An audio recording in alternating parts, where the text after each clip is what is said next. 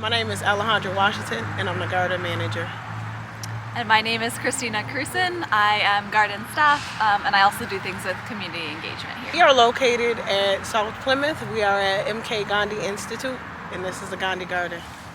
At the Gandhi Institute, we do work related to nonviolence. So that looks like restorative practices, racial justice, sustainability, and nonviolent education.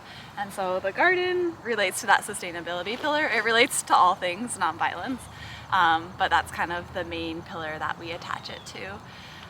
So what we do here, we have beds for community members. So we've got about 15 families that grow their own food here.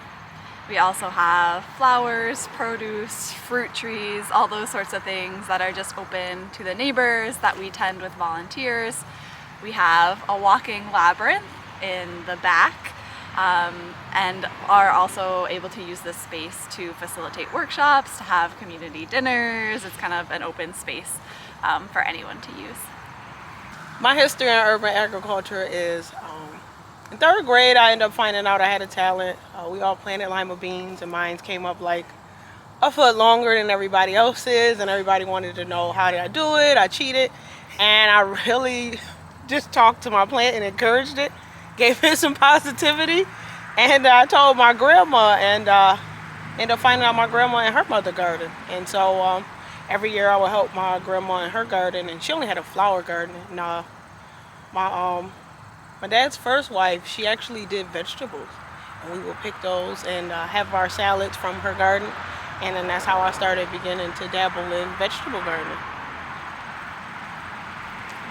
My history in urban agriculture is the opposite of Alejandra, because I feel like I planted a lot of things in my backyard in our house in the city, and nothing really grew, but I really liked being outside and being in the dirt and planting things.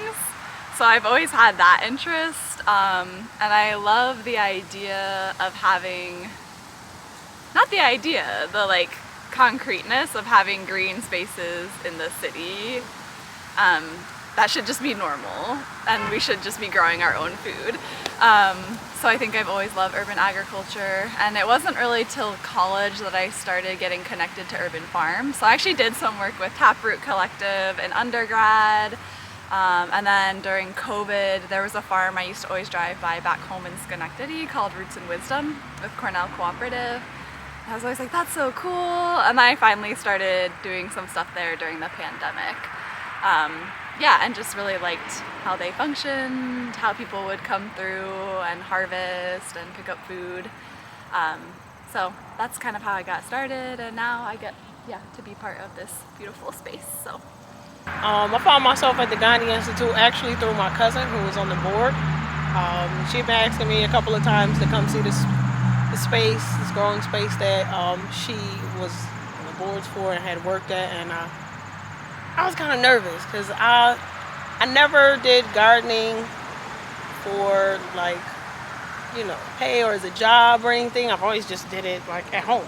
And so I was like, I don't want to turn it into a job and then hate it.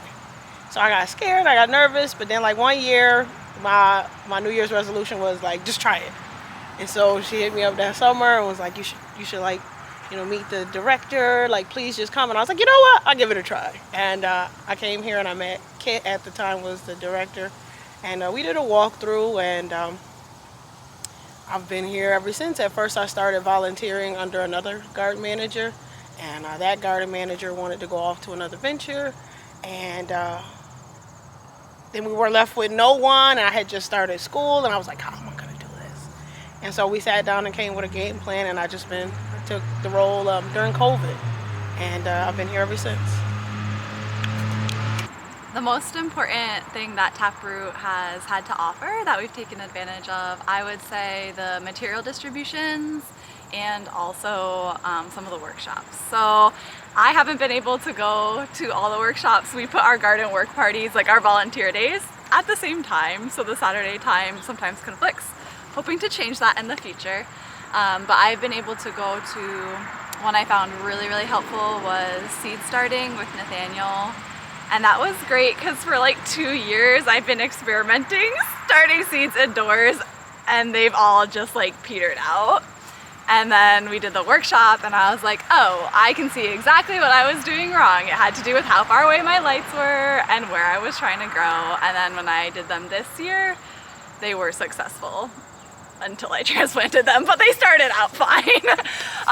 So I'm excited to apply that in the future and to keep learning from those things. We definitely have some pest management issues and things, and I know Taproot has done workshops for that as well.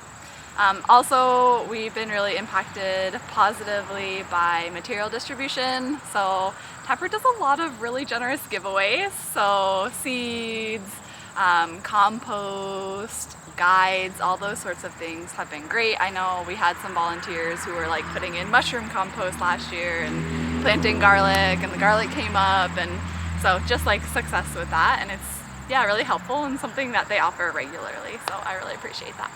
If the Gandhi Garden had access to $5,000, one of the initiatives I would love to see get off the ground is revamping our play area.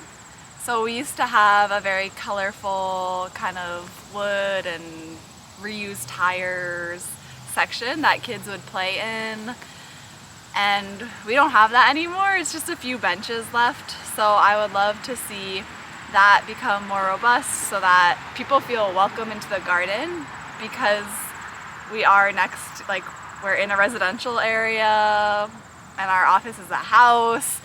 People often don't realize it's a community garden, and I think that was one thing that really helped, was having like a play area, because then families are like, oh yeah, this is like space we can play on. So that would be one thing. I also would love to see some barriers for our lovely friends, the groundhogs, because pest management has been really, really difficult, and we're starting to get there with chicken wire and things, but just having the ability to create like accessible but tall enough and strong enough fencing and things around some of our beds so that we can really grow the most produce. So those are two things I can think of. Yeah, because his favorite is our sprouts. Yeah. With $5,000, I think I would want to revamp our compost area.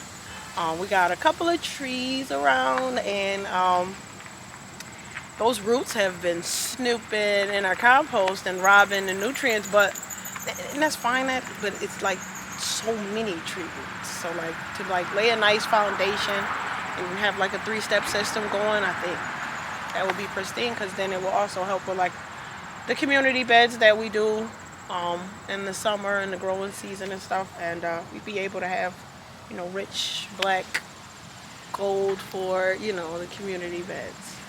I also think it would be super awesome with that hypothetical money to also pour that into like infrastructure for urban agriculture in Rochester more generally. So revamping our compost system, but what would it look like if every garden had access to the materials and space and like what they need to get their own compost system started, so that our community has more places to put food waste and then we get good soil in return. So that would be super awesome. And same thing with, I know water access has been something that's been an issue for a lot of the community gardens. So, finding ways to make that possible, make water access easier and more sustainable for the community gardens. Yeah, because we're doing a fight for the greater green. Yeah.